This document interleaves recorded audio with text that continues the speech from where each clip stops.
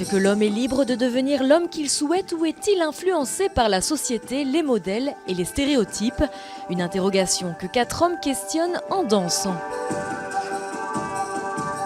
On essaye de montrer, avec la chorégraphie, des hommes qui sont peut-être un peu comme on imagine les hommes, c'est-à-dire forts, masculins, mais en même temps qui, malgré eux, montrent la sensibilité, la peur. Enfin, on essaye de mettre en scène les hommes dans plusieurs phases de leur vie et comment ils sont confrontés à la vie ou à leur propre questionnement. Un spectacle de danse afro-contemporaine articulé en plusieurs parties, tout comme le film qui le précède, réalisé par Antoine Panier.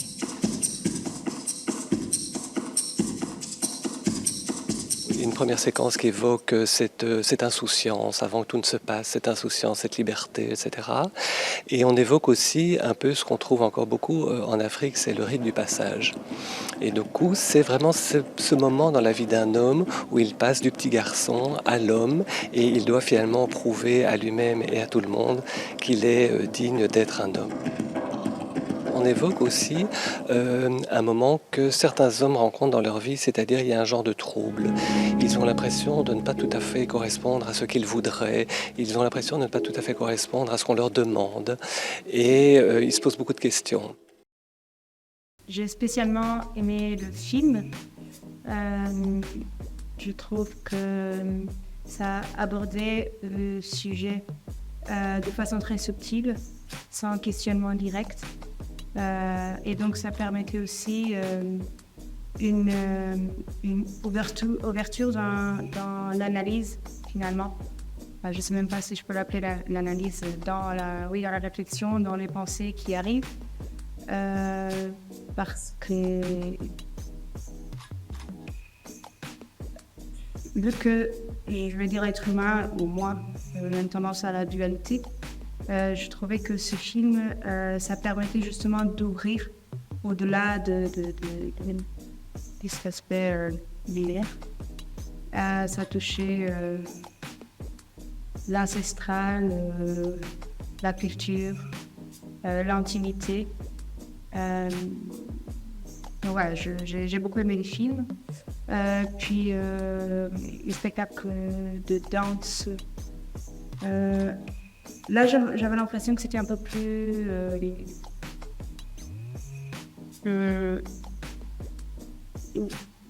peut-être que parce que aussi le thème avait été introduit, mais donc je pouvais voir des réflexions, on va dire des réflexions, presque des réponses plus directes.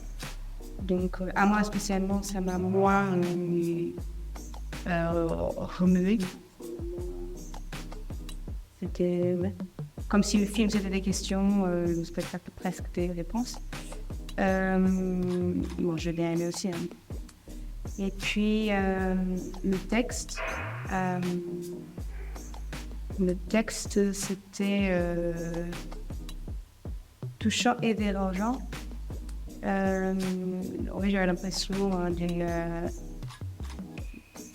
comme si la personne en cachette avait écrit une lettre et puis qu'elle nous lisait en public. Et donc c'était presque gênant, genre je me cachais pour s'écouter. Et puis aussi le personnage était d'une beauté extrême, je trouvais. Voilà. Et puis c'était très intéressant les conversations à l'extérieur, surtout ça aussi, de pouvoir, enfin moi je suis venue avec des personnes que je connais déjà depuis longtemps, même si on ne se connaît pas intimement, et après le spectacle on a pu parler des choses qu'on n'a jamais parlé. Je trouvais très intéressant les conversations après le spectacle. Donc en fait, je pense que ces questions, je me posais déjà. Donc c'était pas vraiment une surprise. Ah, voilà, je vois ça et maintenant je me pose ces questions. Donc ce n'est pas vraiment que ça m'a suscité plusieurs questions spécifiquement, à part peut-être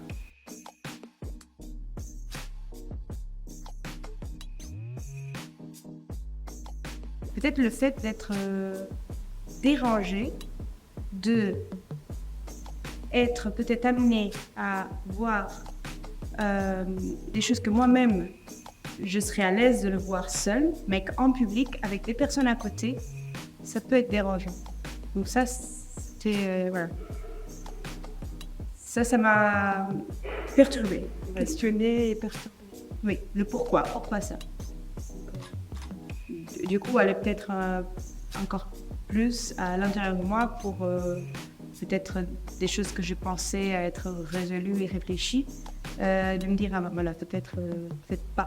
Quelle est ma partie culturelle enracinée, que malgré toutes mes réflexions, elle est là et je ne peux pas lui échapper. Ouais.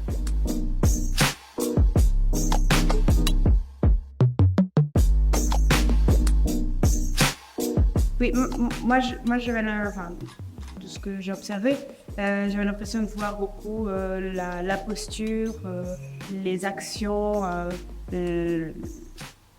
voilà, de ce que est attendu de l'homme dans une certaine culture, dans certaines sociétés. Et puis après la déconstruction, ou alors vraiment juste l'autre côté, l'homme moins viril, affiné et peut-être discriminé. Donc j'avais l'impression que ces corps qui dansaient abordaient tout ça. Et c'est là que je disais, pour moi c'était plus des réponses, parce que comme il y avait, c'était assez clair.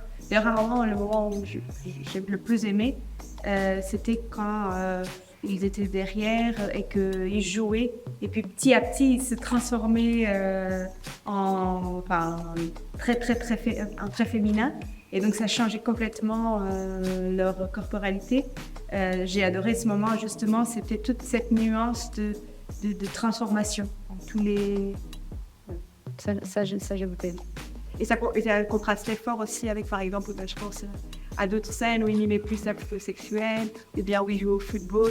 C'était aussi des moments qui étaient très... On comprenait bien. Oui, c'est ça, des actions de la société, tandis que là, c'était plutôt... Un jeu, comme tu dis aussi, un jeu, une relation aussi alors, les hommes pour les autres. Ouais, et presque ça apparaissait sans qu'ils se rendent compte, en fait, comme si ça leur... Enfin, mais surtout non, qu'ils se spectacle, c'est marqué comme ça, mais ça donnait l'impression comme si, comme si ça sortait de l'intérieur d'eux, sans qu'ils se rendent compte, et donc, du coup, qu'ils ne puissent pas empêcher, que l'homme ne puisse pas empêcher d'avoir des parties féminines, et en plus devant tout le monde, voilà, donc c'était...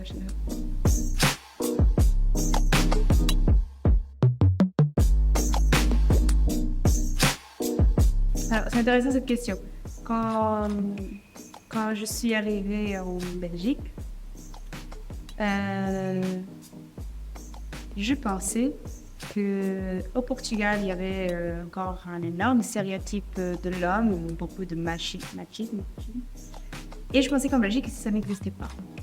Bon, aussi, je suis arrivée à Bruxelles, dans un certain lieu de gens, etc. Mais même dans ce groupe de personnes que je connaissais et qui, en plus, questionnaient beaucoup déjà ce sujet, je me disais, ah non, en fait, de manière générale, en Belgique, il n'y a pas de machisme. Et au fur et à mesure du temps, j'ai pu me rendre compte qu'en fait, c'était juste des codes différents. Et donc, parce que je ne voyais pas certaines choses, certains codes au Portugal, pour moi, c'était ça, c'est être machin. Ça, c'est être dans le stéréotype masculin, etc. Ça, c'est ne pas respecter l'égalité des femmes et des hommes. Parce qu'au Portugal, c'était des codes différents. Au début, je pensais qu'ici, ça n'existait pas. Et puis, finalement, je me suis rendu compte juste que c'était, c'est à première vue. Finalement, par exemple, croiser les jambes. De manière générale, bon, maintenant, à mon avis, ça peut se faire, mais de manière générale, au Portugal, les hommes, ils aussi, les jambes ouvertes. Il y a une posture très spécifique pour l'homme qu'en Belgique, on va beaucoup voir les hommes qui croisent la jambe.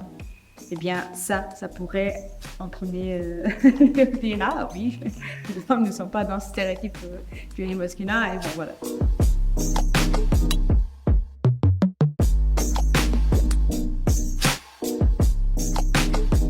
Si je parle d'exemple, j'ai un père très traditionnel, pas super viril, etc., mais assez traditionnaliste dans son être. Mais par contre, j'ai une mère très révélatrice et féministe, même si elle ne se dit pas féministe, dans toutes ses actions à la maison, dans sa relation de couple, dans son rapport à l'homme de manière générale. Donc j'ai toujours entendu déjà ma mère qui faisait toujours des réflexions. Et puis je pense que j'ai vu plutôt des exemples très très machistes. Et donc en allant dans cet extrême, j'ai voulu vraiment aller voir est-ce qu'il y a d'autres types d'hommes. Plutôt en contre-exemple. Oui.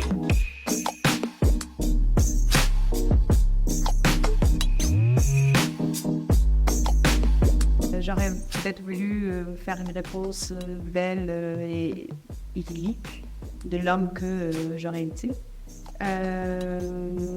Mais je n'arrive pas du tout à me mettre, à m'imaginer, peut-être que je ne l'ai pas fait, mais me mettre comme dans cet état d'homme, comment je serais. Et puis aussi, rien que parfois regarder des définitions de la virilité, que je peux trouver plusieurs de ces caractéristiques en moi. Donc oui, je ne sais pas, peut-être que j'aurais été un homme tout viril et macho, je ne sais pas. Franchement, on a but de pouvoir, non, je ne sais pas.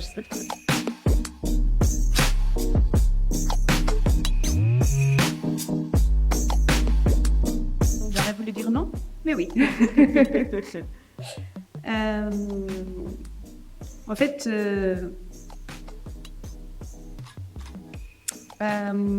tiens, où je vais aller. Donc, si à la fois je peux avoir des attentes en tant qu'homme, se questionner et être toujours dans l'observation de comment il va me considérer en tant que femme, si d'un côté cela, moi aussi, oui, je remarque que finalement il y a certaines choses que j'aime bien, comme par exemple m'ouvrir une porte. Voilà, j'aime bien ça. Ou alors, je pourrais dire par exemple que parfois, ça peut être utile, ce rôle d'homme, comme par exemple mettre des stagiaires dans le mur. J'ai pas très envie d'aller faire les travaux, mais donc bon, finalement, à chaque fois que j'étais avec quelqu'un, personne ne va le faire, et puis je peux parfois m'échapper normalement dans le rôle de la femme par utilité, même si de l'autre côté, je vais me dire non, mais voilà, je vais me questionner par rapport à ça, etc. Mais voilà, et donc du coup, je me dis, tu vois, quand je pense, oui, le rôle de l'homme et la femme à la maison avec les enfants, et l'homme travailler, mais genre quelque chose hyper dur et tout ça, qu'est-ce que j'aurais choisi? Finalement, moi, parce que je préfère être à la maison avec les enfants, chaud, je sais pas. Donc, voilà, il y a toujours un... Donc j'ai des attentes envers les hommes. Je pense qu'il y a, comme je disais tout à l'heure, il y a des choses auxquelles je ne peux pas m'échapper de ma culture, qui ont formé aussi des aspects de désir même. Et puis ça, ensemble avec les réflexions, ça va donner un mélange qui est, je pense, toujours en mouvement finalement. Moi j'aime bien ça aussi, que ça soit possible toujours d'être questionné, que ça soit possible que ça soit en mouvement, d'observer et puis aussi parfois d'accepter simplement ce que c'est.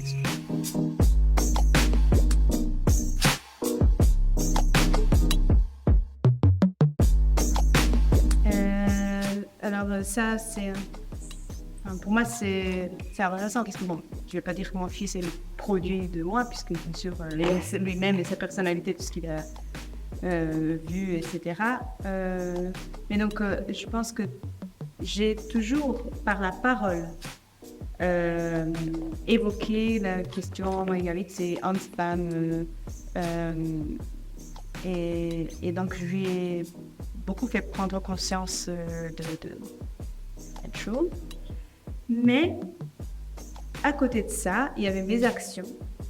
Et par là, je pense que je peux aussi observer justement ce côté enraciné, culturel, etc. Que déjà même ma mère aussi, tout en revendiquant, etc., elle a pu aussi transmettre de ce que j'ai vu, etc. Donc finalement,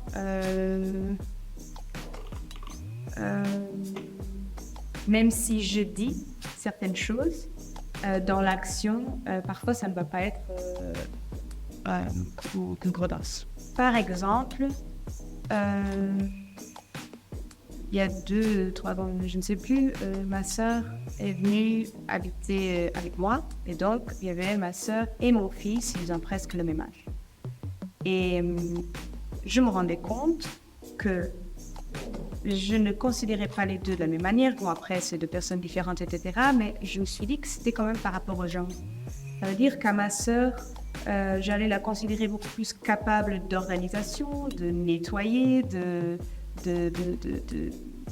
voilà, et donc j'allais finalement lui demander plus. Tandis qu'à mon fils, donc en fait, j'avais même fait un cadre avec par exemple, repartir toutes les tâches, etc.